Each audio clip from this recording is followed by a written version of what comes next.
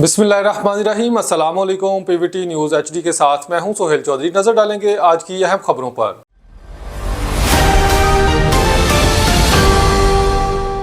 रुख करते हैं डस्का का, जहां एंटी करप्शन सियालकोट की कामयाब रेड कार्रवाई। मोहम्मद आजम पटवारी हल्का जाम के चीमा 5 लाख रुपए रिश्वत लेते रंगे हाथों गिरफ्तार। डायरेक्टर जनरल साहिब और डायरेक्टर की हदायत पर जनाब सर्कल ऑफिसर राना मुबशर ने मजिस्ट्रेट साहब की निगरानी में अपनी टीम के हमरा हल्का पटवारी मोहम्मद आजम को रिश्वत मुबल्लग 5 लाख रुपए लेते हुए रंगे हाथों गिरफ्तार कर लिया। दरख्वास्त दहिंदा का इल्ज़ाम है कि ये पटवारी इससे पहले भी इंतकालात की मद में 42 लाख रुपए रिश्वत वसूल कर चुका है।